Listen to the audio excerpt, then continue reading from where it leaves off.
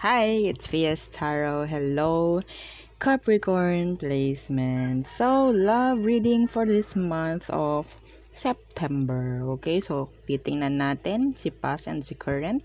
And after nun, singles naman. Okay, so yeah, before tayo mag-start, kung hindi ka pa nakakapag-subscribe, please do subscribe and hit the notification bell para lagi po tayo maging updated sa mga mangyayari pa lang. Okay, and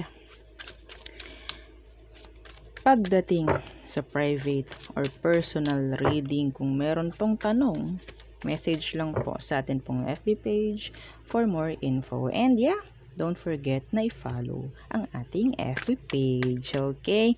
So, yeah, thank you. Agad-agad. Okay.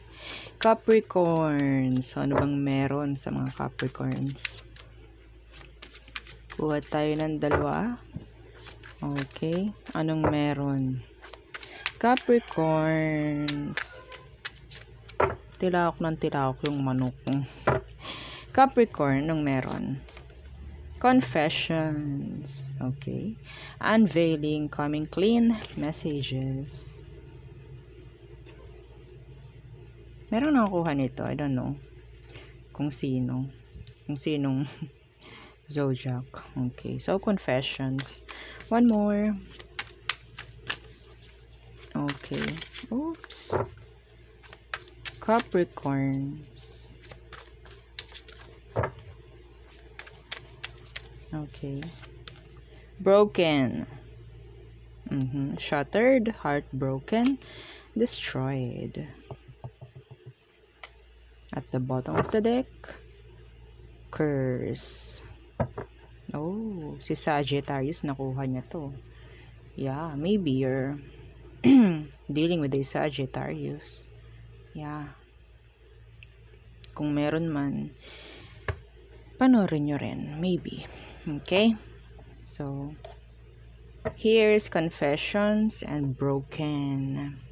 Some of you, pwedeng may nangyari regarding sa situations like may nag-open pagdating sa emosyon or may nag-open up pagdating sa mga bagay-bagay na nag-cause ng breakup. Okay? For some of you. Yeah. Meron ditong pwedeng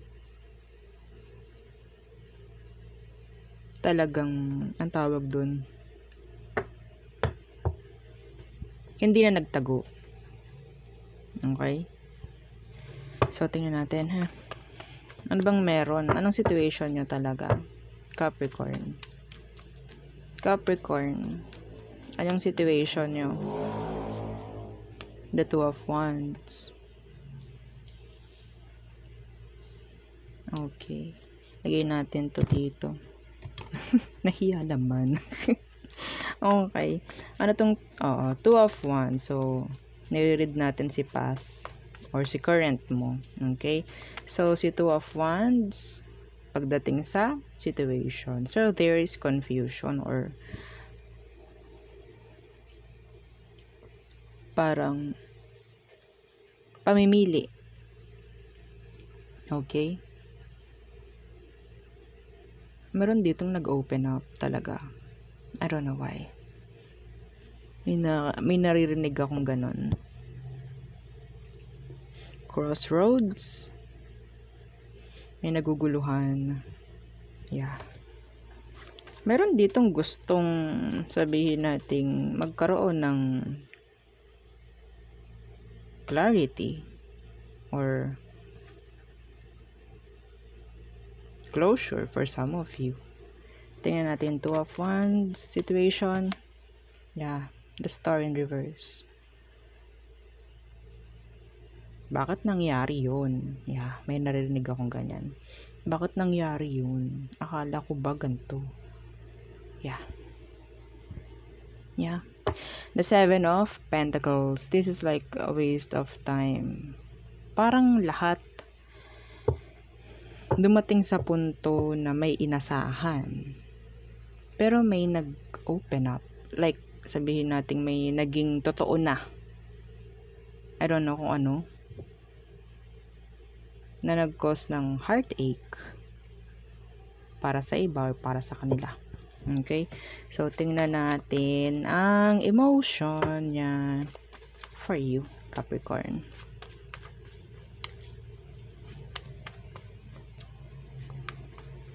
Meron ditong parang sobrang nagiging hopeless. Okay? Emotion, the 5 of Swords, Universe. And the World. Okay? So, this is like a past person, Capricorn. Yeah. I think this person, pwedeng emotion niya, pagdating sa'yo, gusto niya like magkaroon ng pagkakaayos. Or sabihin natin, this is closure. Okay? Closure to. For me, this is closure. Pwede kasing may umasa noon. Pero hindi nangyari kung ano yung inaasahan or ina-expect. Okay? Hindi nangyari. The star is in the reverse. Yeah, this is sad. Okay. Ano emotion mo for them? Anong emotion mo, Capricorn, for this person? The Empress. Focusing. Pagdating sa sarili. Yeah.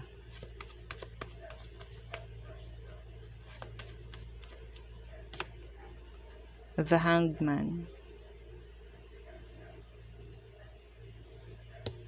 The Queen of Pentacles.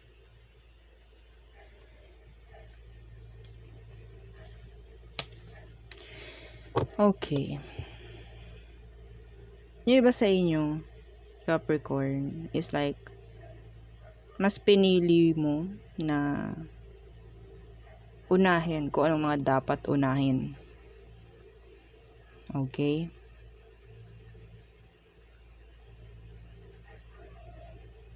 Nag-expect ka rin sa kanya. Actually. 'Di ba? Pareho kayong nag-expect sa isa't isa. Pero I don't know. Parang hindi niya nagawa yung dapat na gawin. Pero ikaw, I think, hindi ka na nagkulang sa sarili mo. Hindi ka nagkulang na sa sarili mo ngayon. Yung iba sa inyo, focus mo na is yung sarili mo nga. Yung iba rito, you're still waiting for this person na mag-grow. Yeah. You're still waiting for them na mag-grow. In general, nag-grow na ba, Capricorn? Okay. Okay. So, tingnan natin ang next action. Anong next action niya pagdating sa'yo? Capricorn.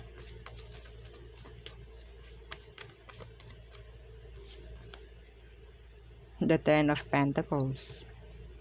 This is commitments. This is commitments. Ano tong 10 of Pentacles? Some of them, pwedeng focus is career. Okay, career. Goals.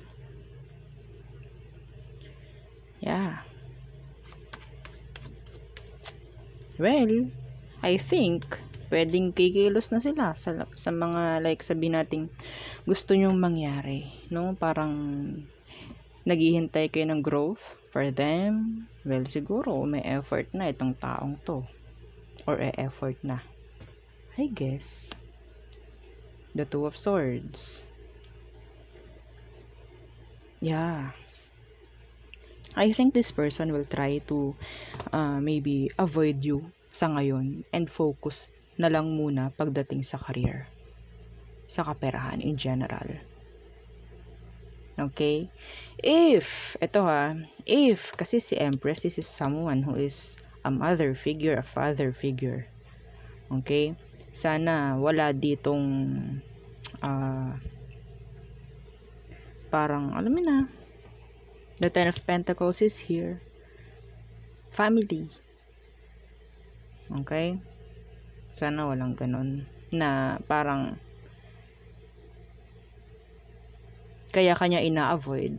Yeah, the Two of Swords. Kaya kanya ina-avoid kasi pwedeng someone is meron na family. I don't know kung kaninong part. Sa'yo ba or sa kanya.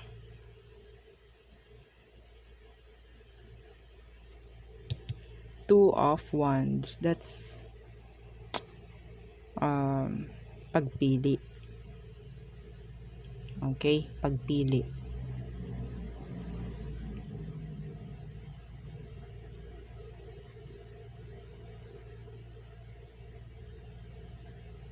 Closure ang gusto nitong taong to. Alright, guys. Okay na siya nang wala na kayo. Parang ganun. Outcome, please. Outcome. The Nine of Pentacles. The Pre-Empress energy. So, this is being stable. Okay? Yeah, the Four of Wands. This is stability. Maybe there is stability na naghihintay pagdating sa inyong dalawa. Some of you, kung kayo pwede talaga ng taong to, may chance na maging kayo ulit. Yes. Okay? Meron. Yeah.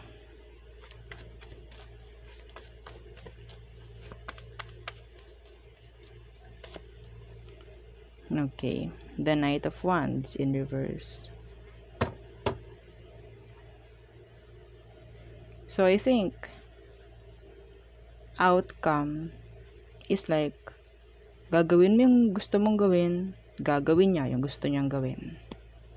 So, parang meron na kayong kanya-kanyang pathway. Okay? So, ang importante is yung ngayon. Not the past, not the future. Yun ang nakikita ko. Kung anong meron sa ngayon, yun ang importante. Okay? So, there.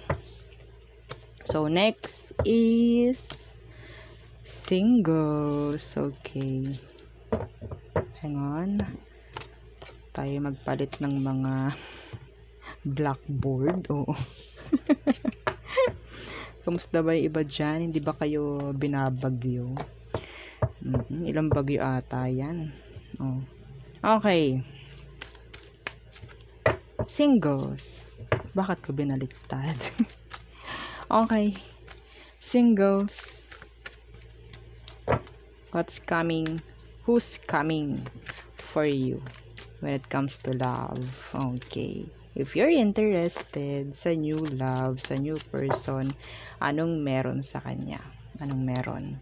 Beauty queen. Oh, maybe some of them, they're like attractive. Attractive and mayroong pera. Yeah. Someone is like kayang bilhan ang sarili. Kayang magpaganda, magpapogi ng kanyang pera lang ang gamit. No? Yes. Ayun ang nakukuha ko sa kanya. Well, there's attraction, or sabihin natin attractive itong taong ito. Yeah. So, mahirap na. Mahirap, yeah. Ang energy nito is like Nine of Pentacles. Yeah. Some of them may chance na maging non-committal because kaya nilang maging masaya, maging okay nang sila lang. Okay? Yeah, nakakuha ko ng energy ng Nine of Pentacles dito. Gawa kasi nung pera, nung money sumilip. Oo.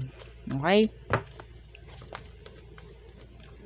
So, ano bang meron pagdating sa taong ito? Anong meron sa kanya? The Five of Swords in reverse and the King of Swords. So, yun. Yes. So, this person is like detached, silent. Okay? Yeah. Wholesome. May naririnig ako, wholesome. No, hang on. tayo uminom muna. Okay. Okay.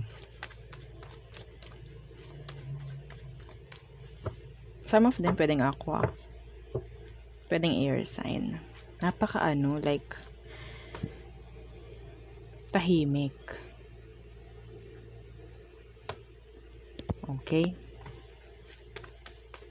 Emotion, tingnan natin. Emotions.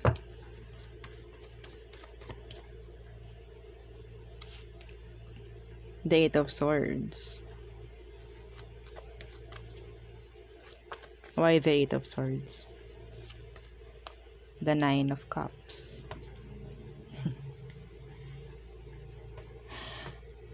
Okay. Takot mag-open up ito pagdating sa emosyon. Or sabihin natin hindi nila hinahayaan na maging vulnerable sila regarding their emotions. Makikita mo lang sa mga ito na they are happy. Okay? Every time nakausap ka, ganyan, kakonect, no? Pero hindi lahat ng kwento niya ikukwento niya sa'yo. Okay? Hindi lahat. Yeah.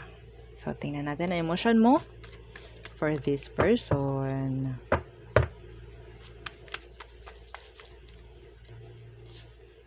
The Four of Swords. In reverse. So, mapapagkamalan mo to ngayon. Walang kwenta to. Yeah. Ay, wala to. Oo. Parang ganun. Why the Four of Swords? In reverse. See, the Ten of Cups in reverse. Very iba lang sa inyo talaga kasi pwedeng na-intimidate lang din. Okay? Pwedeng maging vice versa itong reading. Yeah, pwede. Okay? Makakaramdam yung iba dito ng boredom. Bored. Yan. Next action if ever. Anong next action niya sa'yo? Okay, Capricorn. The Seven of Pentacles. Why the Seven of Pentacles? The Queen of Swords. So there's a pair. We have a pair. The Queen of Swords and the King of Swords. Yeah. Next action ng taong ito is like, katulad mo. Bakit ganito? Bakit ganito?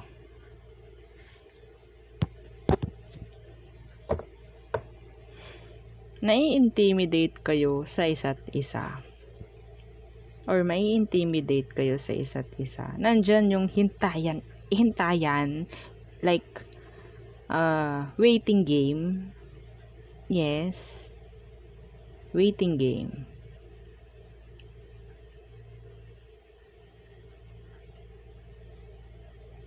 Ang nakikita ko rin dito sa taong to is like, they're like, happy-go-lucky. Mga ganon. Alam mo yung, napaka-free spirited na tao. Pero, hindi siya yung totally, kasi ginagawa niya kung anong mga gusto niyang gawin. They're like free. No, hindi nila hahayaan yung sarili nilang makontrol or parang ma-stuck or makontrol nga, no? Hindi nila hahayaan yun. And kayo din is ganun. Yeah. So, next action is waiting game. Charan! Waiting game. Ano magiging outcome if ever? Ano magiging outcome if ever? Ng new person at ng mga Capricorn. Okay, tingnan natin. The Eight of... Okay, the Eight of Pentacles. What's with the Eight of Pentacles? The Ten of Pentacles. Aray ko. Work, work, work. Pera, pera, pera. Oo. Bakit ganon? The Nine of Pentacles kanina, yung nakikita ko kasi someone na stable nga. Parang ganon. No? Kayang bilhin yung gusto nila para sa sarili. So, maybe, may chance ito, like, kung pareho kayong mag-e-effort rin sa isa't isa, the Eight of Pentacles, yung iba sa inyo, pwedeng pwedeng makita mo to sa work. Yeah, pwedeng makita mo to sa work or pwedeng makatrabaho mo tong taong to. Yes. Itong taong to masyadong busy And ikaw rin. Okay?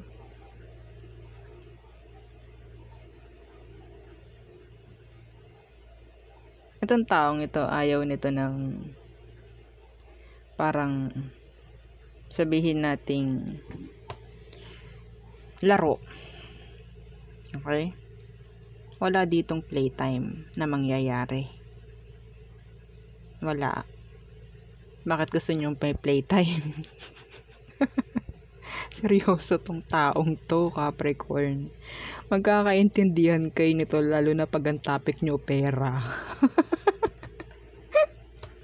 I don't know. Oo.